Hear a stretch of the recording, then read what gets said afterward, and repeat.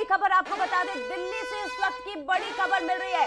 BJP मुख्यालय में पूजा पाठ का सिलसिला शुरू हो गया है। मध्य प्रदेश, छत्तीसगढ़ समेत 4 चुनावी राज्य जिनका फैसला आने वाला। बड़ी खबर कांग्रेस मुख्यालय, दरअसल एक बार फिर से आपको जानकारी दे दें, दिल्ली के कांग्रेस मुख्यालय में पूजा पाठ का सिलसिला शुरू हो गया है।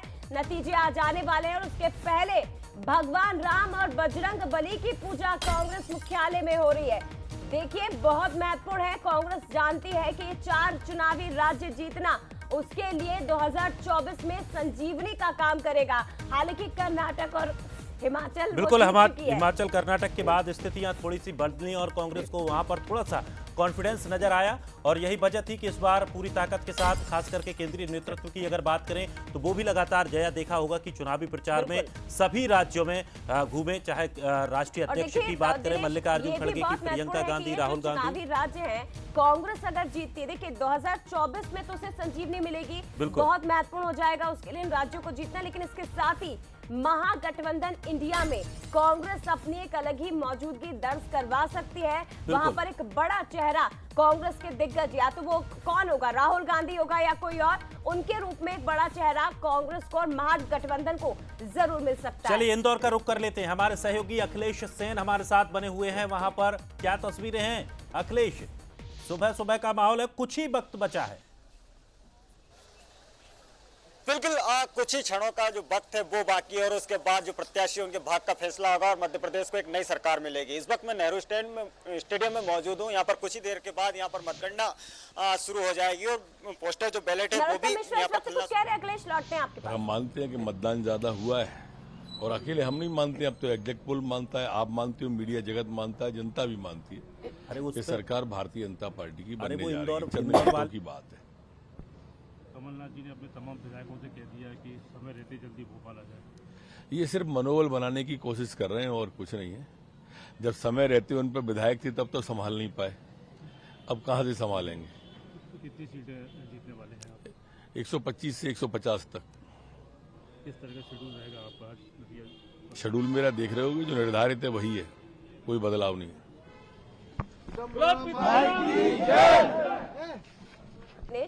ऐसा लग रहा है कि रात भर शायद नींद नहीं आई। हालांकि जीत को लेकर आश्वस्त जरूर है, ये भी आश्वस्त है कि सरकार उनकी मध्य प्रदेश में बनेगी। लेकिन एक होता है ना, टेंशन होती है एग्जाम के पहले छात्र को या नतीजों के पहले एक स्टूडेंट को जो टेंशन होती है, वो टेंशन, एक उम्मीद भी है। आज बड़ा दिन है, बड़ा महत्वपूर्ण दिन है, 17 दिन का अंतराल और उसके बाद लगातार बेचैनियां, रोज ऊपर नीचे, कहीं से कुछ सर्वे की खबरें आना, तो थोड़ा सा माहौल बनता है। लेकिन देखना होगा 1-1.5 घंटे 2 घंटे बाद जो स्थितियां साफ होंगी, बड़ा दिलचस्प होगा। चलिए अखिलेश के पास वापस चलते हैं हम। अखिलेश, तस्वीरें दिखाइए।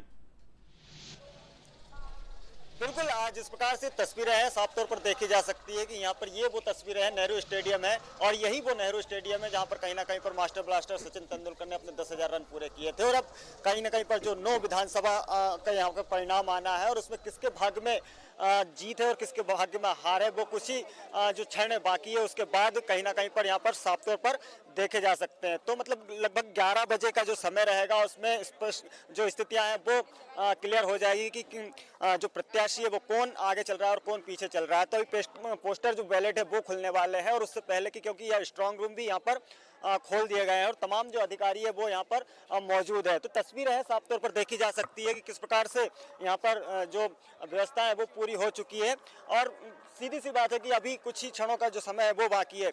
हमारे साथ टीनू जैन मौजूद है। भैया, क्या लग रहा है आज? भारतीय जनता पार्टी की सरकार एक पूर्ण बहुमत की सरकार मध्य प्रदेश में फिर से बनने जा रही है।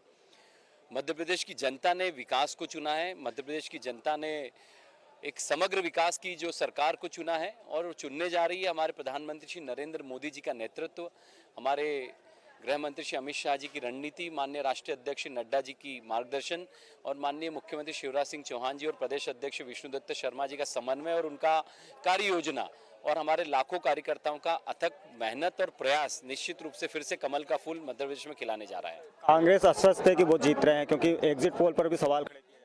देखिए, कांग्रेस हमेशा से ही ईवीएम पर, एग्जिट पोल पर, हर बातों पर उनको ऑब्जेक्शन रहता है। हर चीज़ पर दावे आपत्ति करना कांग्रेस की प्रवृत्ति है और ये सिर्फ एग्जिट पोल नहीं है, जनभावनाएं हैं जो निश्चित रूप से एग्जिट पोल के रूप में हमारे बीच में आई हैं और मुझे लगता है कि जो एग्जिट पोल आया उससे भी बेहतर भारतीय जनता पार्टी मध्य प्रदेश में करने जा रही है। विधानसभा एक जो सबसे हॉट सीट मानी जा रही है, उसमें काफी मेहनत की है, किस तरह से देखते हैं इस बार, क्योंकि आज तो परिणाम का समय है। देखिए, मध्य प्रदेश में हम बहुत अच्छी सीटें जीतने जा रहे हैं, विधानसभा एक की बात है। बिल्कुल अखिलेश, लौटते हैं आपके पास, लेकिन इसी बीच एक बड़ी खबर दर्शकों को बता दें, सिर्फ आधा घंटा बचा हुआ है काउंटिंग शुरू होने में। बड़ी खबर इस वक्त की आपको बता दें, सबसे पहले बंसल न्यूज पर मध्य प्रदेश, छत्तीसगढ़ समेत 4 चुनावी राज्य नतीजे आ जाएंगे और अब से ठीक 30 मिनट बाद वोटों की गिनती शुरू हो जाएगी।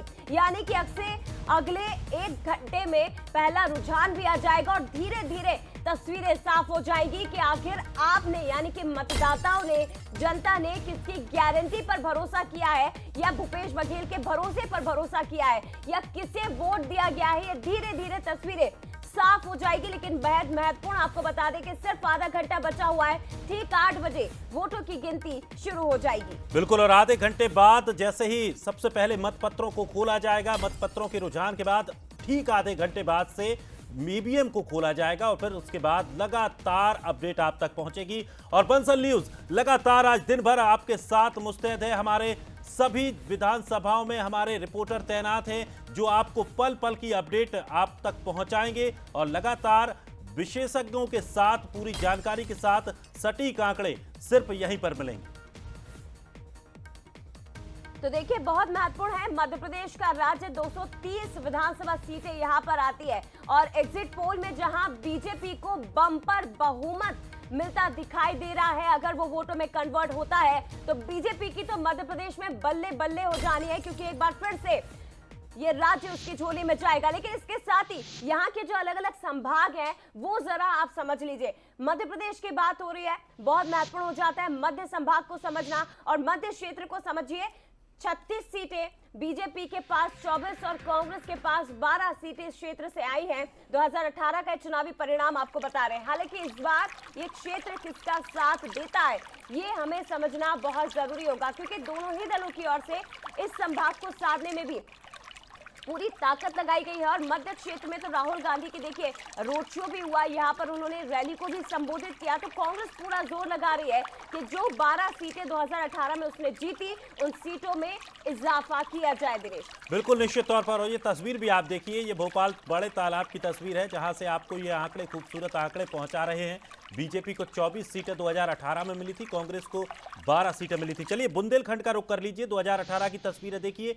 कुल 26 सीटें हैं बुंदेलखंड में, बीजेपी को यहां से 16 सीटें, यानी कि बड़ी बढ़त मिली थी। कांग्रेस को महज आधी 8 सीटें यहां से मिली थी और अन्य के खाते में 2 सीटें गई थी। तो यहां से बीजेपी को बड़ा उम्मीद थी और बुंदेलखंड को लेकर खुद प्रधानमंत्री भी कई कार्यक्रम यहां पर कर चुके हैं और वो भी इस बुंदेलखंड को लेकर पूरी तरह से फोकस्ड हैं। इसकी वजह है क्योंकि मध्य प्रदेश और उत्तर प्रदेश के कुछ ऐसे क्षेत्र हैं जो बुंदेलखंड के अंतर्गत आते हैं। बिल्कुल बिल्कुल। तो देखिए, बुंदेलखंड यहाँ पर जातियों का जोर ज्यादा चलता है, लेकिन समझना महाकौशल को भी होगा। कुल सीटें 38 और बीजेपी को 2018 में 13 सीटों से संतोष करना पड़ा था। कांग्रेस के खाते में महाकौशल से 24 सीटें गई थी, वही अन्य ने 1 सीटें जरूर यहाँ से जीती थी। लेकिन महाकौशल ने 2018 में कांग्रेस का साथ दिया।